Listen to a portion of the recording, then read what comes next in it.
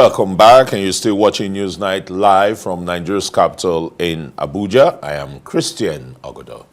The Academic Staff Union of Universities, ASUU, has rejected the core curriculum minimum academic standards prepared by the National Universities Commission.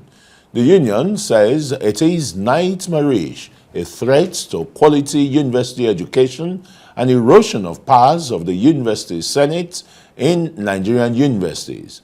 A statement signed by the national president of ASUU, Professor Emmanuel Osodoke, explains core curriculum minimum academic standards that it is inexplicable that the NUC pre-packaged 70% curriculum contents are being imposed on Nigerian university system.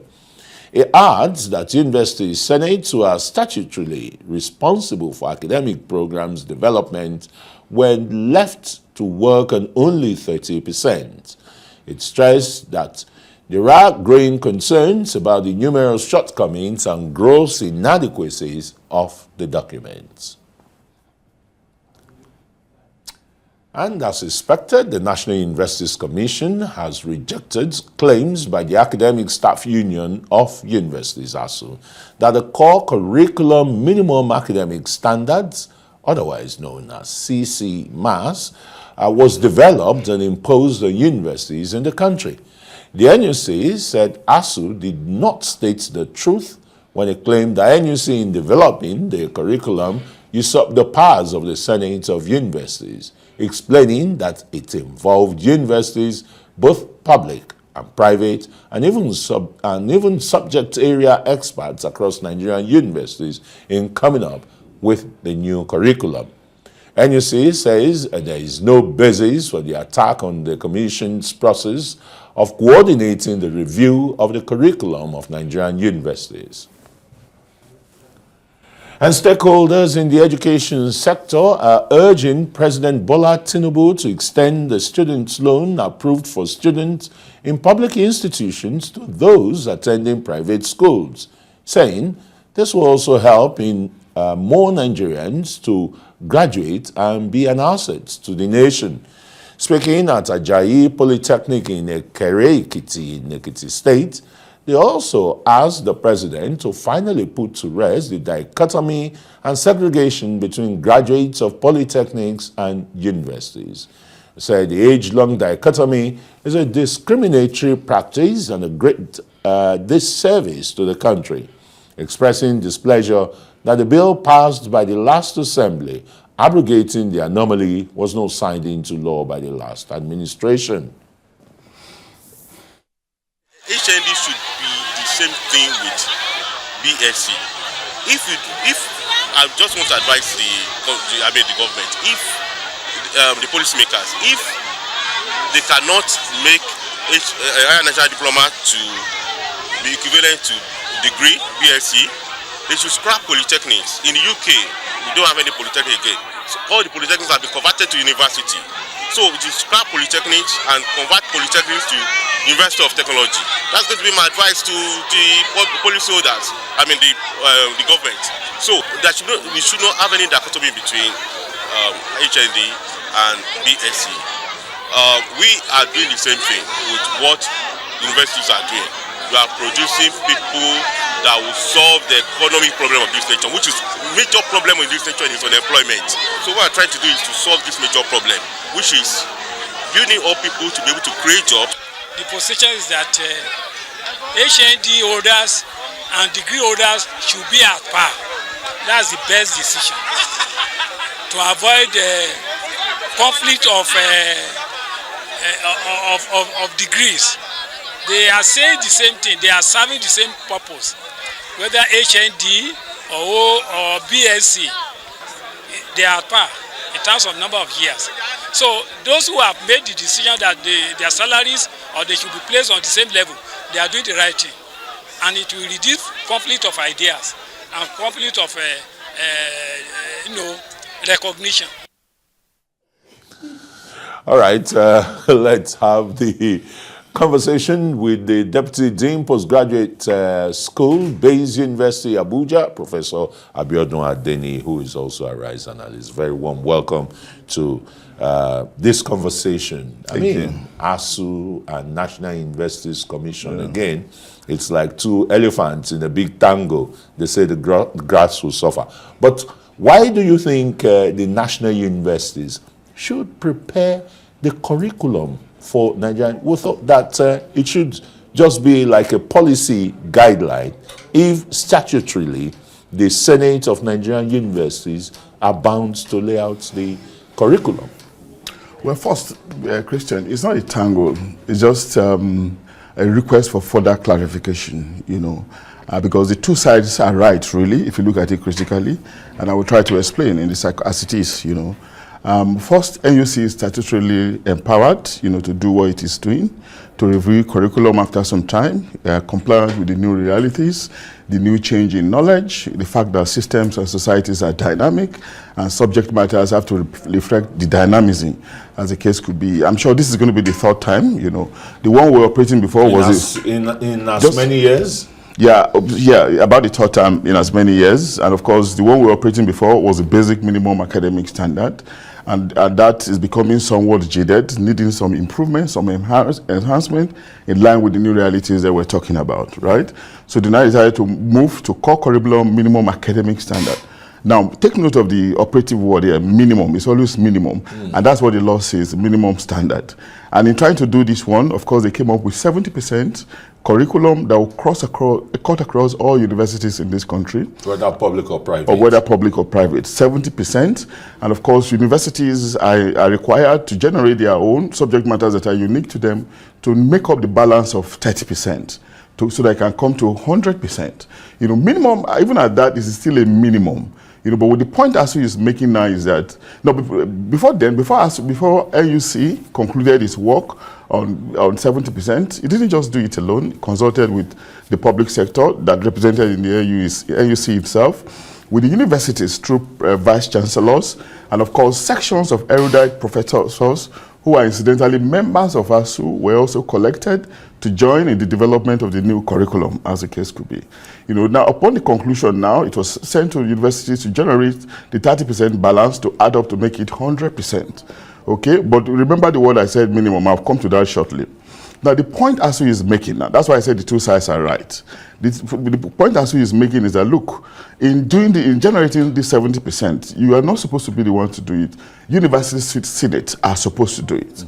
But the contradiction here is that ASUU members participated with NUC in the generation of the 70%, one, and secondly, again, not just ASUU members, erudite professors, subject matter experts drawn from a range of Nigerian universities. Right, ASUU also proceeded, to identify limitations in the curriculum.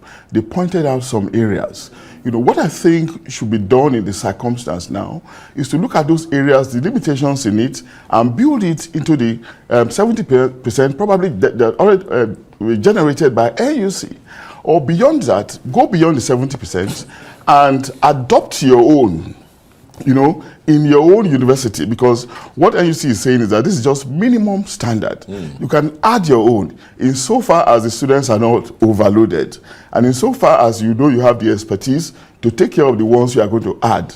That's what I think the case is. Now, to resolve it now, what I think can happen is, should happen rather, is for NUC probably to proceed to engage with ASUU as a body, as a union. We're talking about a union now. A union can tell you that the sky is going to fall. You can look up, you'll see that the sky is still there.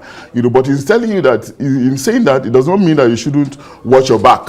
That's what ASUU is probably trying to do. But why not engage ASUU in the circumstance, beyond talking to individual or beyond using individual professors, subject matter experts, maybe talking to ASUU as a body so that they can come up with the limitations identified and try to remedy it, as the case could be.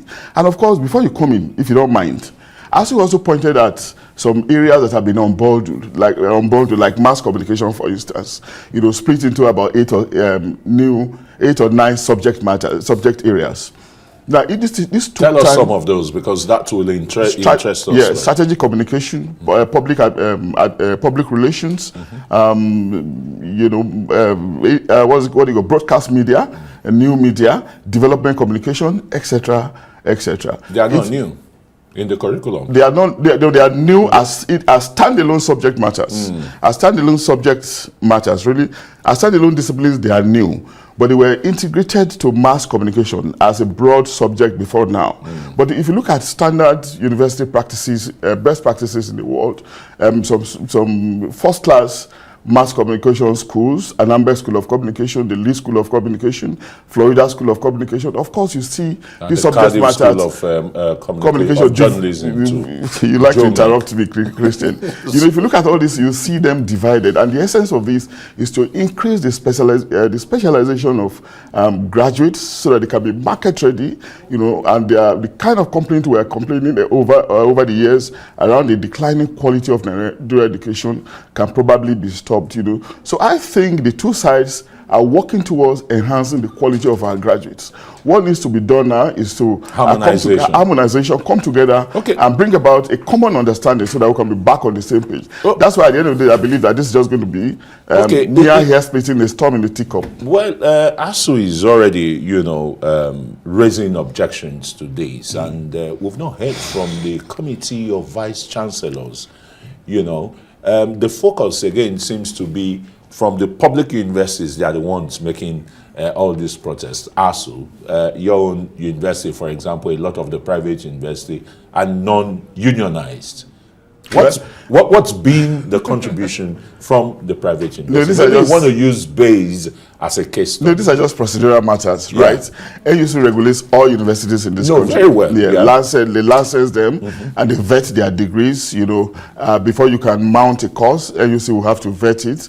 There are different procedures, whether you are public or private. So even the curriculum that we are talking about, the change is affecting all universities. The transition from B Mass to CC Mass is affecting all universities.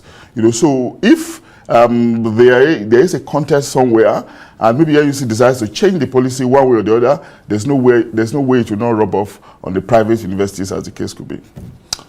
All right. So the way forward is harmonization. I think there should be some kind of engagement, some kind of coming together, sitting around the table, discussing this thing, and it's not going to blow too far.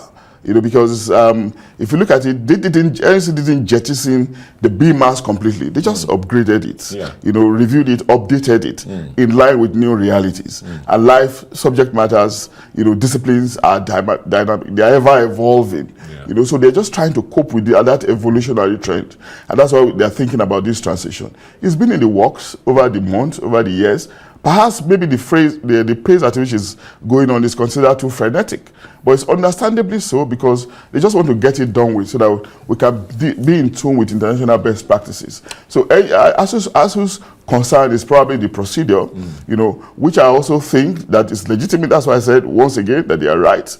But the thing to do is to highlight as many limitations as possible that probably discover, present it, seek redress with NUC.